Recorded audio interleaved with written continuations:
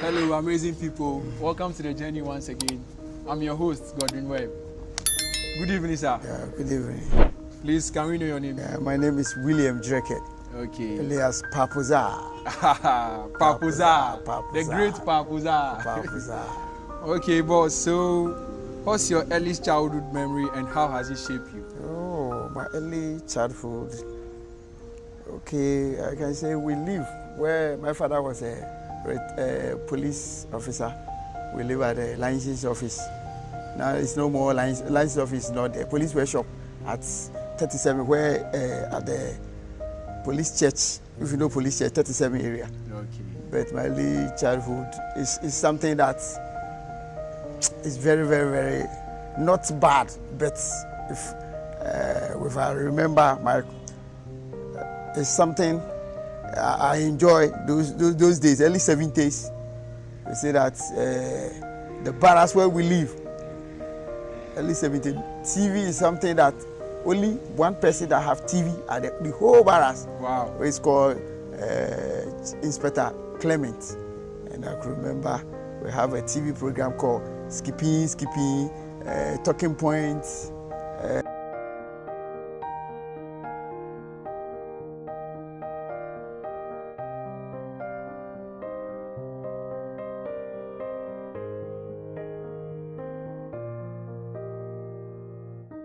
Subsidizing, and it's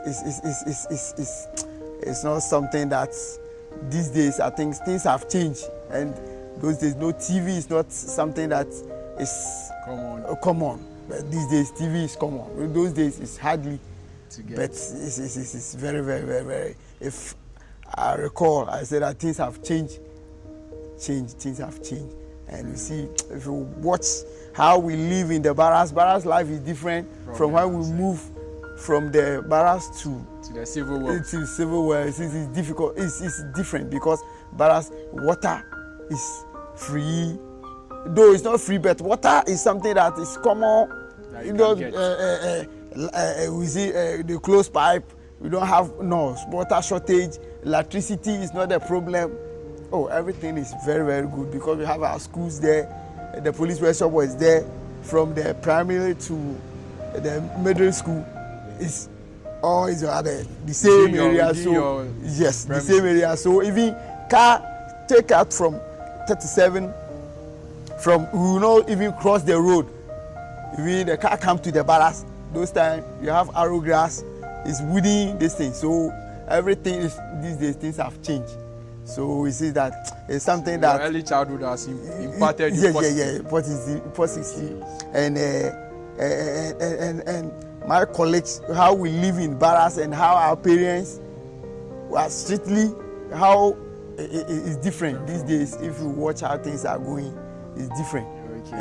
And police, as a police and discipline was there, and everything is very, very, very, very good at that time.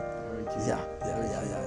So what were your parents like and how did they influence your life? Oh, my parents, okay, my father, I asked earlier, I said my father was a policeman and my mother was a petty trader.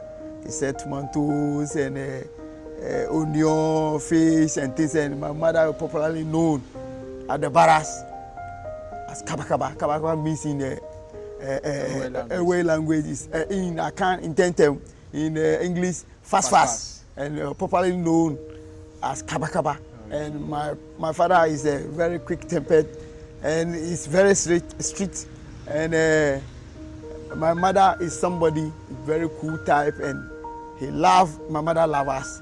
Not my father to know. He's somebody to love, but my mother is most somebody love is, and if how he talk to you and thing, and how people related to people in the barracks. When he was selling, it's very, very, very. My mother is somebody that, though we have, all of them are late now, but always I remember her a lot. May their souls rest in peace. Yeah. So, what challenges have you faced and how did you overcome them?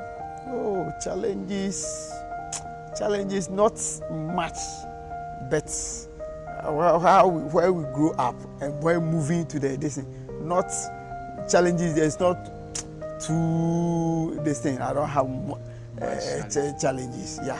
So how was the feelings like when you had your first child as a father? Oh, yeah, yes. It's something that very, very, very difficult to say at that time. As a young man, I'm married and I'm going to be called a father. That is a lot of pressure because those times, I think something that is very difficult small because you have to go to experience.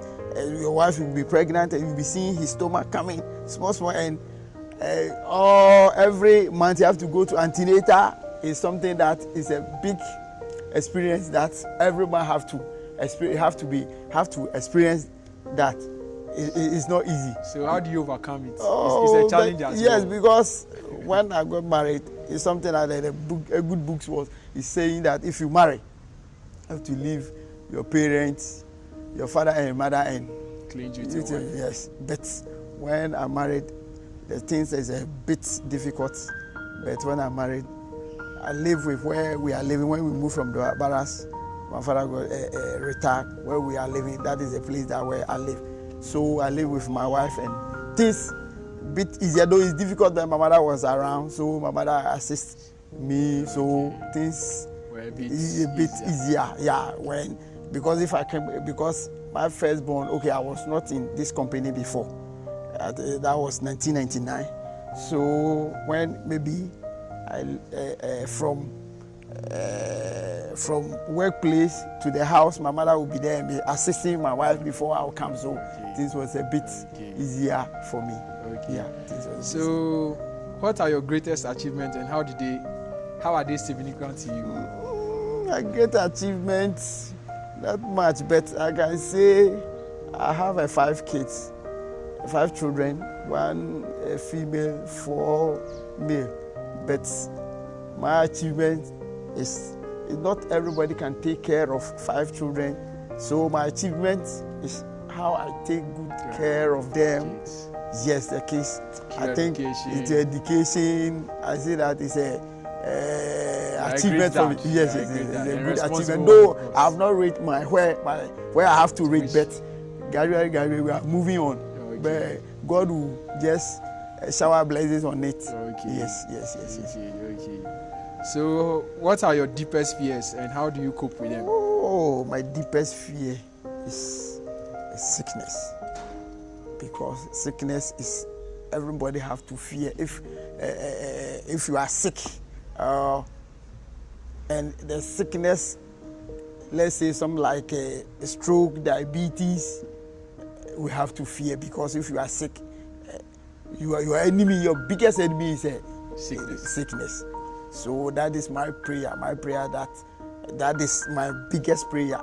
Always I pray that the sickness, because I know if somebody is sick, nobody is willing. Though people will be willing in the beginning, people will be willing to help, but it will reach some time they will become fed up. That is my biggest fear. Okay. Yes, that not is to be a burden on someone. Yes, in your burden old on age. somebody. Yeah, an old age. So that is my fear. So always my prayer is sickness is something that everybody have to pray for. That is the biggest enemy for everybody. The biggest enemy to mankind. Mankind. That is the biggest enemy. So everybody have to be praying that sickness will not just overtake you, surprise that you can't do anything On your own. On your own. We have to pray for that God have to give us strength. That is my biggest fear. Yeah, that is my biggest fear. So, what do you value most in life and why? Oh, my value in life is what I can say. So far as I'm alive today, I thank God for it. And I value life. If we are alive, we have to thank God. Not what we are getting, moving, coming. No, everybody have got it like that. But as we are going, coming, moving, I think I have to thank God for that. Yeah. Okay. So, what's the most difficult decision you've made, and how was the outcome? Okay, my difficult decision is when I got married and when we are living at my parents' house. That is my biggest decision, and always I took very serious decision. Is my wife was saying we have to move. Well, you know, women, when you marry them, when living with your parents have move, and we have to move. And I said, no, we can't move, because if we move and renting 1 year, you can't. If you rent even 2 years, 3 years, a year is like 1,000 years a day is like 1,000 years. It will come. Yes. And when my father have a place, when even the Bible is saying move, if you marry, move and live with your wife, doesn't mean if the Bible says so, so I have to move at once. And no, at least if the decision was tough and it's disturbing. So at a point I said, if the money is there, I have to rent for you people to move for me to stay in my parents' house. But later I said, no, we all have to stay here and live, because if we live here, it's better than to move and we'll go and live there, rent, and 1 year, 2 years there, and place is there for we to stay. It doesn't mean that if the Bible says so, so we too, if you are not prepared, you have to move. Yeah. No, you have to lay its advantage. Yes. Your parents have some, live there, pet there, and make what? Gather some money and do. If you, that money that you are going to, I'm going to use to rent, if I gather the money, I can use that one to, even if I bought a land, I have a land somewhere, I have to start doing something small, then I'll move. But to rent, I think it's not helpful. So I stood on my ground and said, no, I won't move. So we are there still. And through that, my children, if I move, I can't pay their school fees. Now, nursing, can you pay nursing school fees? Your daughter, your children, somebody have to finish his result. It's not good. You have to make what? Arrangement for receipt. Yes, receipt. You see, all those things are there. So if I don't make my calculation well, it will disturb me. But that is my biggest decision I have took. Okay. So I think it helped me a lot. But still, I'm living. Now all my parents are late. So who is going to be in the house? Yes, it doesn't mean that if you marry, move from your parents' house. The Bible is saying so you have to move. No, at least you have to work out some things and see how far. Calculate some things. If you move at once, some people are moving and still things are not being well for them. They have come back. Okay. So better make your plans well before you step out. Yeah. Okay. And how have you grown or changed as a person over time? Oh yes. Okay.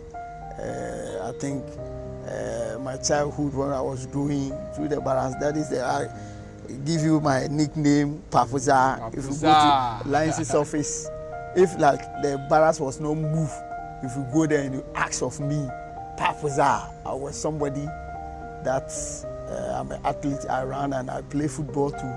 So in the barracks, I was known as, no, my name is William. I was known William or Kabakaba son or Papuza. So through my football, play football and this thing, I think it helped me a lot.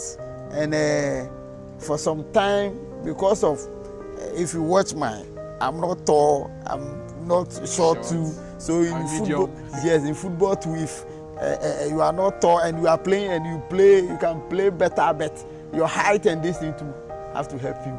But with some circumstances, how things are going, and I do what? I stop playing the football, and what happened is because of my height and this thing, I stopped, and it disturbed me a lot because football, if now you know how football is fetching money, and I remember it's something that disturbs better for do. It's how nature. It's nature. So I take it like that, and I say, whatever have happened, I think we have to thank God for it, and I think it's okay. And I learned a lot because things are not. You can't be at the top always. How you think at. Even if our footballers that have a good name, but today you can't hear their name again. Their career is over, and you can't hear. Only they can show their memories or their football film. Their prime. Yeah, for you to see. Mm-hmm. But now they can say, this is me today. Look where I am. So. Anything that happened, I think we have to thank God for it. So what's the most treasured memory or special memory to you? And why is it that important to you? Oh, my special memory is something that when I remember when we live at the barracks, I think it's different from when I moved to private life. We moved from the barracks. It's something that the barracks, we are united and we are very, very different. When we are moving with the accounts, we don't see the difference. With everywhere, with the guns, because we mix. The unity. Yes, we don't see difference. Even friends, when our kitchen is something that is near, so this one kitchen, my kitchen, our kitchen is here, another one. So if I'm eating in my kitchen, he can come. My friend can come and eat. But fortunately, all my best friends, my schoolmates, they are all late. Oh. My best friends, and always I remember them. Always I remember. One is my entire friend. People don't know that it's not my blood brother. It's a friend, but his name is Francis Cobra. Other day, his girlfriend stabbed him with a knife. Oh. And one is Kofi Bafo. Kofi Bafo is my junior. We're here at school, middle school. It's my Thai friend. And one, two, is Linus Akosu. That was my best friend from Aflao. You know that I'm Aflao and Denu boy. So Linus Akosu is a Aflao boy. Oh. So he's my best friend. Bafo, Joseph Kofi Bafo, Francis Comrade Daddy. So I lost a best friends. So I remember them always. Always I remember. May their souls rest in peace. Yeah. What if you could go back in time? What advice will you give your younger self? Oh, advice, I think those days, though we take our books serious, but football is much. But these days, what I'm seeing, education is a thing that everybody have to take serious. If I have the opportunity to go back, I think education will be serious, something that I have to take serious. And even if I will not do it, I will not learn to further more. Even I have to technical school, take some, learn a trade that I will further to maybe a higher height. So in all, so education is the education is the key, because now if we have though everything is so, people are rich people that we know in this our world now. It's not all of them education, but at least so you have to get to the standard, some standard. Yeah. The formal, the standard. Standard. We have to take our education serious. Yeah. What do you believe is your purpose in life, and how are you fulfilling it? Oh, my purpose in life, I think what we need in life, is, I think, believing in God, respect and be humble. Yeah, respect and be humble. Okay. Respect everybody, because you don't say, oh, this man is a child, or you are older than him. I think we have to respect everyone, whether it's big or small. We have to respect everybody. Okay. So meaning your purpose is impart respectfulness. Yes. Okay. So what is your biggest risk you've ever taken? Say again. What is your biggest risk? Oh, I risk something. No, I'm not having any biggest risk. Okay. No. How do you handle setbacks or failure in life? Oh, failure. I would say it's a failure, though my aim when I was growing up, though as the barracks, because the army band is closer, the police workshop and the army band is closer, and where we live is a story building. So when they are their workplace, we see them. So my biggest, though it's a failure for me, I went to join the army. Okay. But I couldn't make it. Okay. But it's something that paid me a lot. But when I'm growing up, in my youth age, I'm the type of person, I'm not cool, I'm hot. So my biggest this is to join the army. So how do you overcome that? Oh, but I try, but it did not work out. But finally, I tried police, and police went to the enlistment, and they passed through. Then driving, though I took driving to them, but I don't know how to drive. But just to try and do something, they give me the car. Oh, they test us. But I tried to drive. What the idea that I have, I tried, but I could not pass.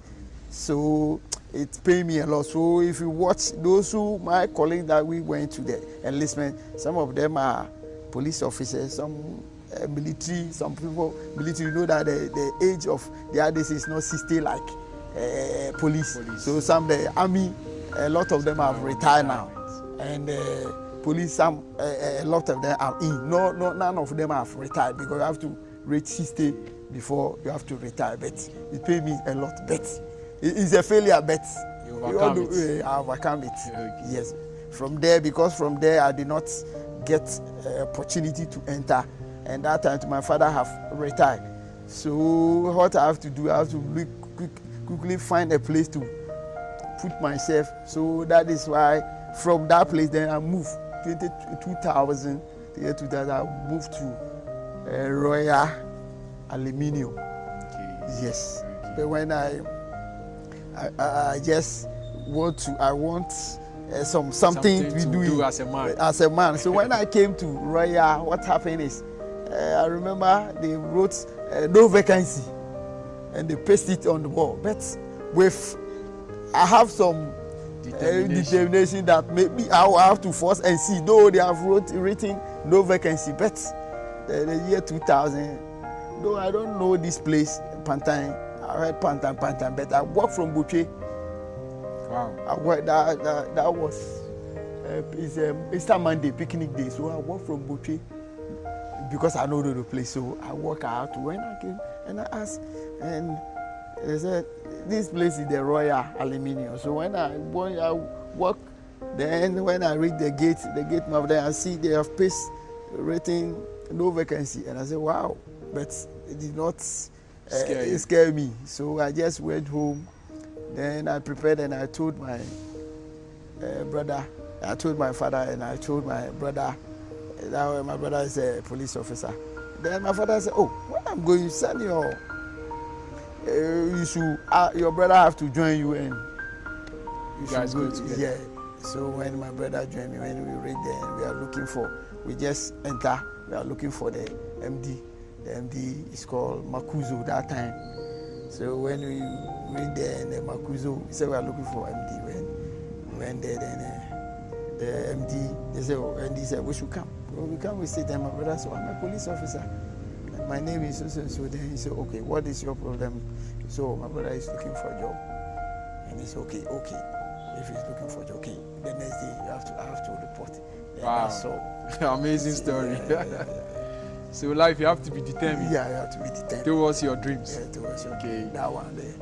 I thank God for that. And since from that time, the year 2000 up to today. Yeah. What is the most important lesson you've learned, and how has it impacted you? Most important lesson of life. Oh, in life, I think when I came to Royal, and our production manager was called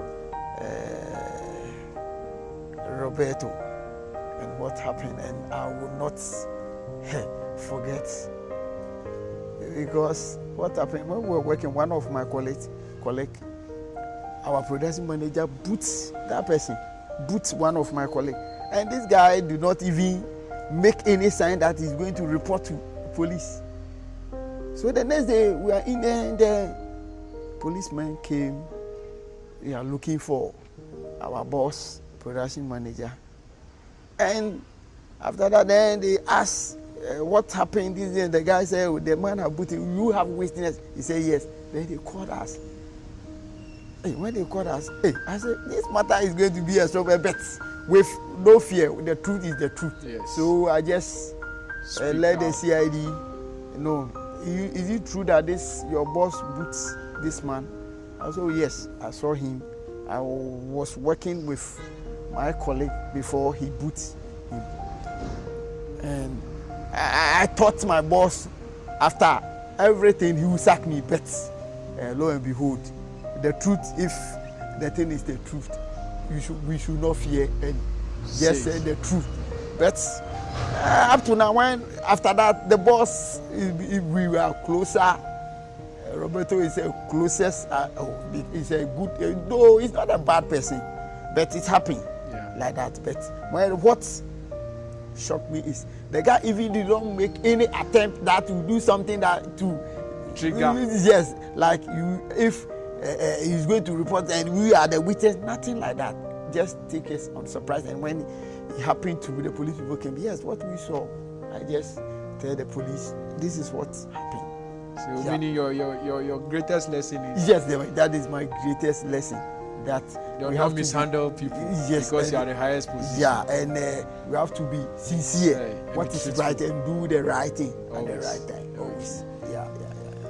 If you could share one message with the world, what will it be? To the young ones like us.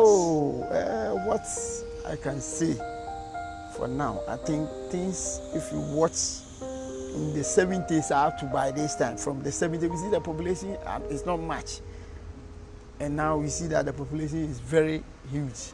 And what advice I have, these days young guys, they don't want to learn.